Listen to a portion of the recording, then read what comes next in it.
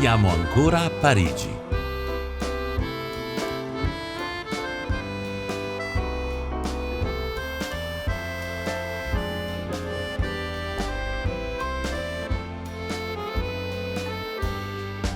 È arrivata la Securité, che ci ha detto niente, che dobbiamo andare via e ci ha consigliato, se vogliamo, di andare fuori dal parco, ma dentro il parco non ci possiamo esibire.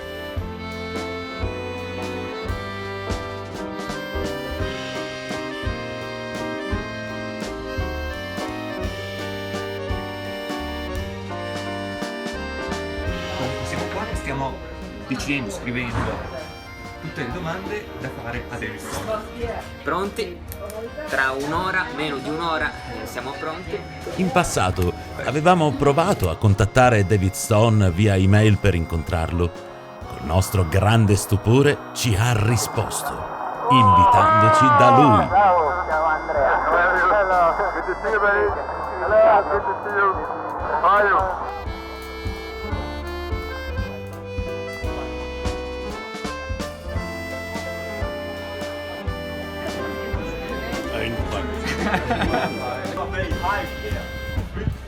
Who is David Stone?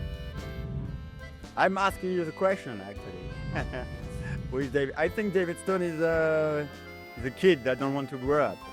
He's a kid living the dream of being a professional magician. He's a kid who don't want to be an adult.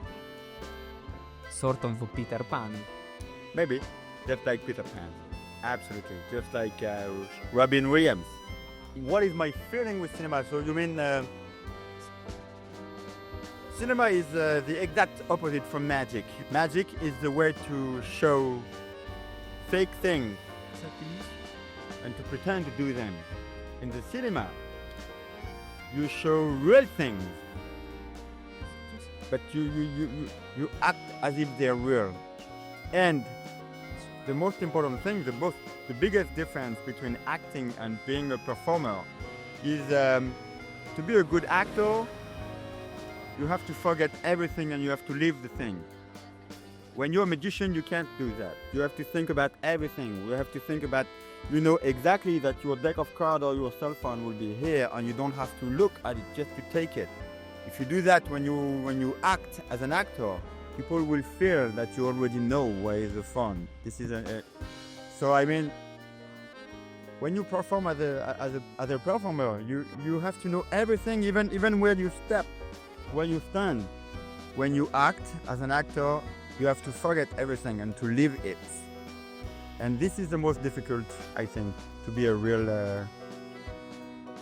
actor. Between the difference between the actor and the magician.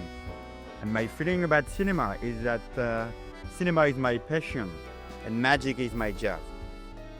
Your philosophy studies, did you help in your job of magician? Yes, I think my philosophy study helped me as a professional magician, but maybe not only as a professional magician, just in life. When I did philosophy, it was at the university. So I met many different people from many different areas in France and from different ages, you know, they were somewhere older, somewhere younger. So university opened my way of thinking. I was a kid when I was in university. I was 20 to 24, 25, and you think you know many things, but you know nothing, in fact. How magic can help you, how philosophy can help in my magic, I think it in the way of thinking. When you have a problem in philosophy, you have to think it in a different way. You don't have to think it straight from A to B. You have to think a little bit in a different way. And this is maybe the common point with magic and philosophy, I think. You choose close up and a kind of magic with many relationship with the audience. And why? Close up, you mean?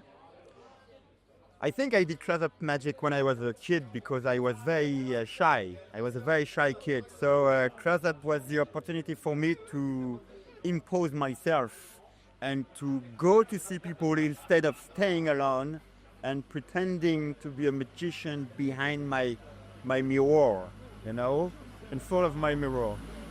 I did close-up magic because it forced me to go through my shyness, to fight it, and to be able to perform live with people. What is magic for you? What do you mean exactly? What is magic? Magic to me, it's unexpected, something happening when you don't expect it. Magic is not only what you don't understand, because you don't understand nothing in life. I don't understand girls.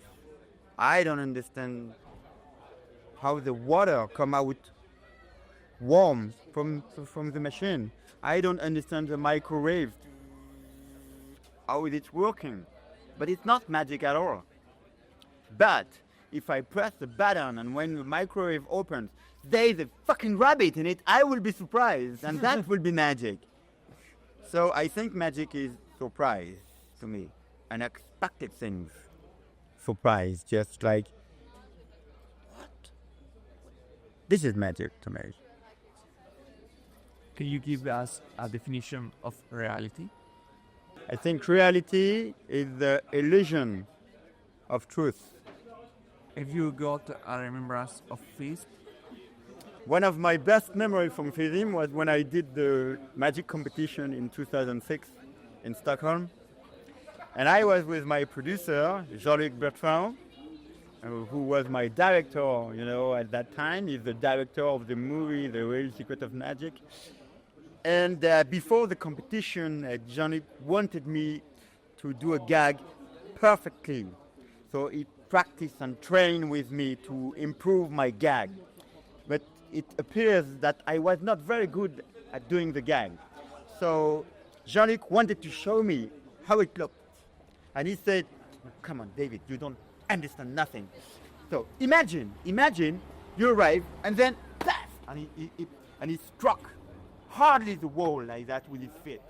But he wanted to do that just to show me how I'm supposed to be surprised. But he hit the wall so hardly that he broke his tooth. Live, something like 7 hours before the world competition. He was like that, okay, you don't understand, I show you. Imagine, and then, oh God, and he broke his feet and we had to go to Stockholm hospital. That was so crazy, just because he wanted me to understand perfectly a gag. So it was not funny on the spot. But after all, that was a funny story. Yeah, sure. Yes. Just because they passed the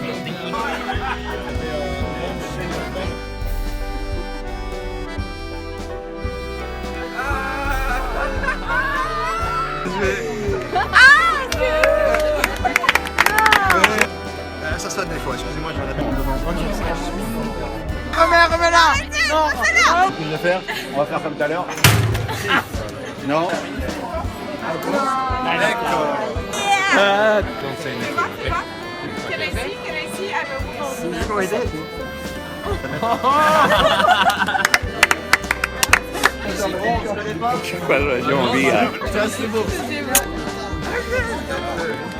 Siamo appena usciti dalla cena con David Stone. Tutto andava bene, ma poi quasi di cadere. Mica che buca enorme ho preso. siamo qua. Ok?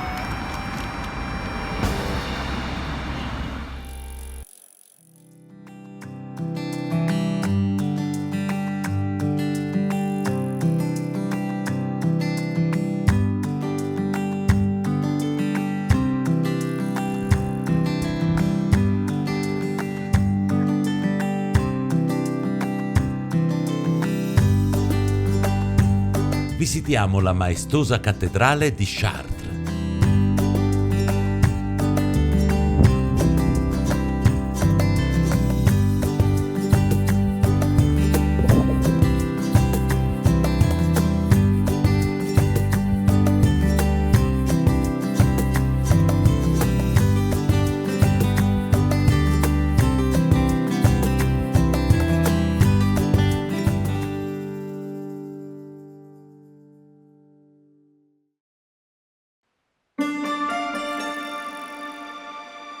passiamo per Blois, tappa obbligata per un documentario sulla magia.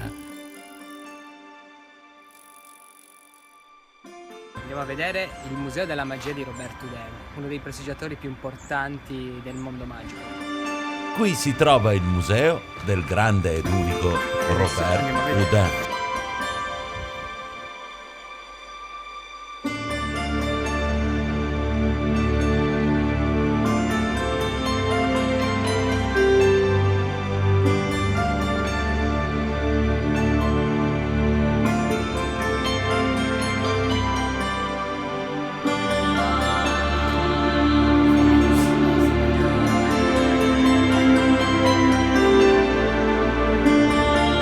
Quest'anno, come mago eccezionale, a disposizione c'è José Garcimon, che vola, c'è tutta una vetrina dedicata a lui, compresa di video.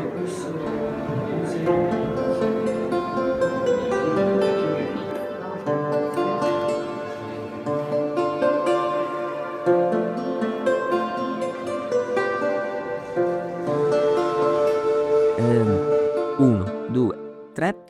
Buongiorno, siamo qui a sabato 30 maggio 2015. Mo ben arrivato a Blois, al Museo della Magia Robert Houdin. E siamo in compagnia, on est en compagnie de Soria Yeng.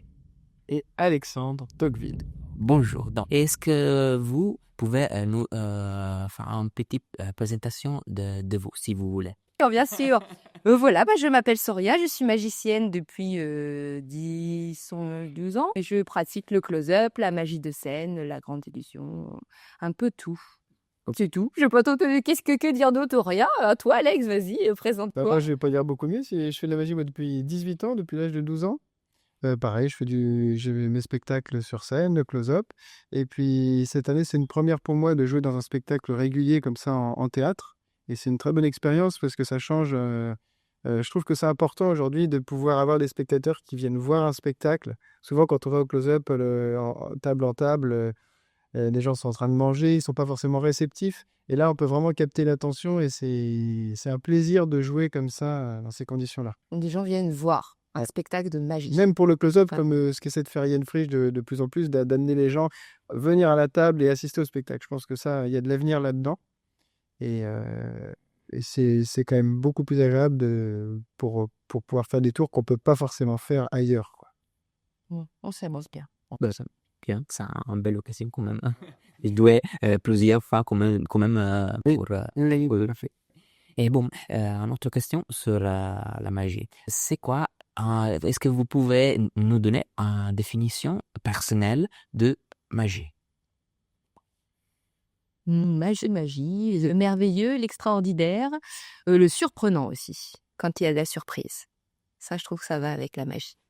C'est important, l'amusement, voilà. Moi, que du positif, en fait. Souvent même quand on est dans des univers avec des personnages, des fois qui sont peut-être graves, etc. Quand on ajoute de la magie, je trouve que c'est toujours un positif. Il y a quelque chose de... J'aime ce côté-là.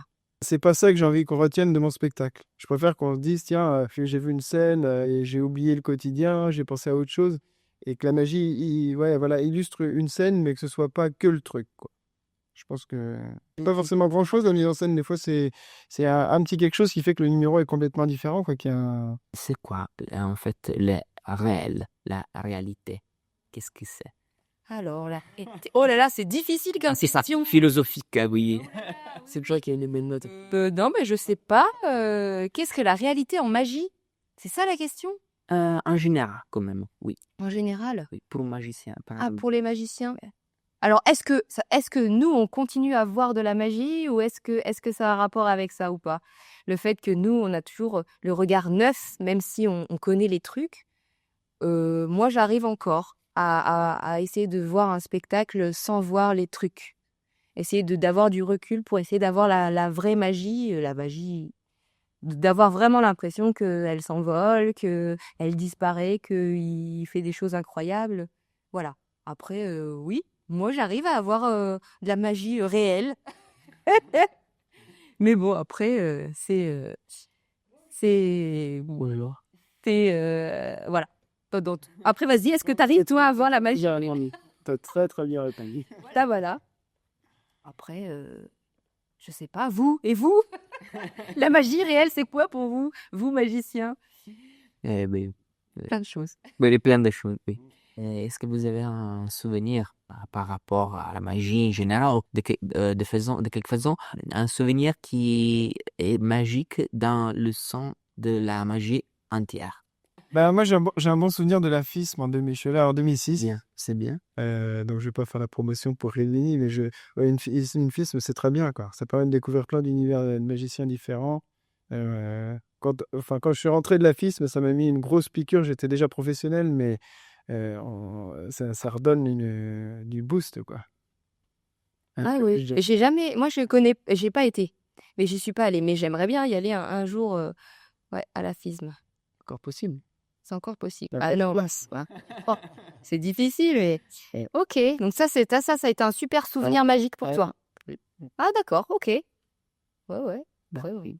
C'est bien. Bien. Avec les magiciens. Ça, et aussi les concours, AFAP, enfin dans les congrès français. J'ai commencé par me présenter dans des concours au début. Et c'est pareil, c'est une grosse remise en question de se présenter devant les magiciens. Faut oser le faire. Et puis après, on a terminé, on se dit ouais, mais ça c'était pas bien et tout. Et ça m'a vraiment motivé pour percer, quoi, et continuer. Ouais. Ouais. C'est une bonne école, les concours, je pense. Bon, et oui, et pour terminer, parce que, en fait, on Pas fait- trop, hein. Non, parce que, non, c'est pas- parce qu'on fait des interviews quand même légères. Oui. Voilà. Et est-ce que vous avez des conseils pour quelqu'un qui veut devenir magicien, Ben, moi, je dirais comme conseil que bon, la technique magique, il faut l'apprendre, toutes les bases. Mais aujourd'hui, il faut savoir s'entourer d'autres arts. On en parlait tout à l'heure, tu parlais de jonglage, de mime, de danse. Plus un artiste a de cartes, plus pour moi, il pourra faire un bon numéro, quoi. Donc magie et autre chose. Ouais. En plus. Ouais. D'autres domaines. Ouais. Et puis surtout aussi, moi je leur dis aux enfants, il faut garder ses secrets. Il faut s'entraîner et il faut être patient. Super. Voilà. Et puis surtout, il faut s'amuser, hein, parce que si on s'amuse pas, ça sert à rien de faire la magie. Ah bah oui, Voilà. la magie surtout, il faut. Bon, et alors, merci. Merci à vous d'être venus nous voir. Ça fait très plaisir. Et bon courage pour votre périple, votre voyage.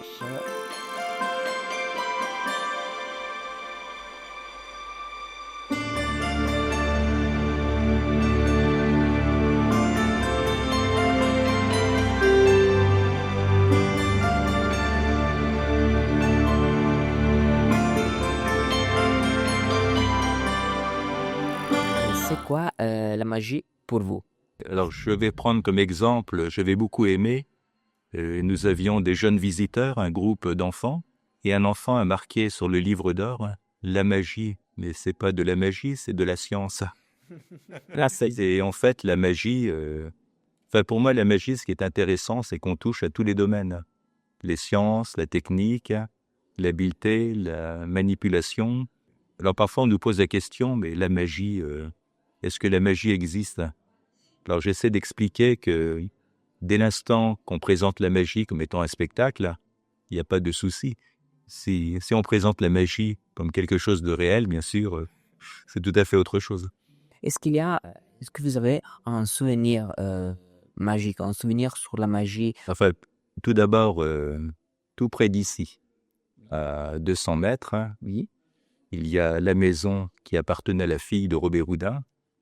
Et le petit-fils de Robert Houdin avait créé un musée Robert Houdin. Donc, quand j'avais 14 ans à peu près, j'avais visité.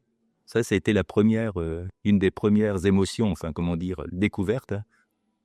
Et puis ici, il y a eu beaucoup de choses, mais des rencontres avec beaucoup d'artistes. Et alors, il y en a eu beaucoup, Danny Larry, beaucoup d'autres. Mais surtout, je me souviendrai longtemps, c'était en 2001, la rencontre, vous connaissez certainement François Normag. Ah oui. Voilà. Et ça a été une belle rencontre et voilà, ça c'est un souvenir vraiment très important. Ouais. Est-ce que vous pouvez parler de ce musée, de comment s'est créé ce musée? Nous, on a ouvert en 1998 dans une maison qui est très ancienne, des années 1850. Alors, c'était la volonté à l'époque de la municipalité de créer un lieu en hommage à Robert Houdin. Il y a eu d'autres personnes qui ont compté beaucoup. Alors, évidemment, Georges Proust à Paris, Christian Fechner, toute l'équipe qui est à l'origine de ce grand projet de la Maison de la Magie dans les années 1990. Elle a ouvert ses portes en 98. Voilà, donc, et c'est un beau succès avec les années. Combien de personnes on a ici des conseils pour ceux qui veulent devenir un magicien? Des conseils, c'est toujours difficile, mais il y a eu des jeunes gens qui sont venus ici en stage avec l'école, par exemple, de découverte. Donc, ce qui est important, c'est l'échange, les clubs de magie, l'échange avec les autres magiciens, puis surtout, se cultiver, parce que l'art magique, l'histoire de la magie, connaître bien l'histoire de la magie, c'est important aussi. Ah oui. Et garder surtout, ça c'est très important, sa personnalité. Et pas forcément. Bon, au début, c'est un petit peu le défaut, on apprend des tours, il y a les DVD, on essaie de reproduire exactement ce que fait un autre artiste, mais après, il faut dépasser ça, il faut vraiment garder sa personnalité, c'est important aussi. Est-ce que vous avez une définition personnelle de réel, de la réalité? Alors, est-ce que ce n'est pas pour ça qu'on apprécie la magie, la scène en général? Alors, je vais être un peu cru, mais j'ai un ami qui est écrivain, illustrateur, qui disait moi, le quotidien, la réalité m'emmerde. Et je pense qu'on a tous besoin, la réalité, il faut faire en sorte que tous les jours, elle soit magique. Vous voyez, c'est la réalité, voir plutôt le bon côté des choses, parce que la période n'est pas facile actuellement, mais bon. Bon. Voilà ma définition. Mais... oui, non, c'est une définition personnelle et super. Bon, merci. Siamo arrivati qua, pensavamo anche che si mettesse a piovere, invece no. Arezzo, ma siamo entrati dentro a vedere un museo eccezionale, il museo di Robert Houdin. Ci commuove vedere tutto ciò che è stato creato in un'epoca in cui tutto si poteva creare, qualcosa in cui tutti potevano credere realmente nella magia. Infatti la magia che cos'è?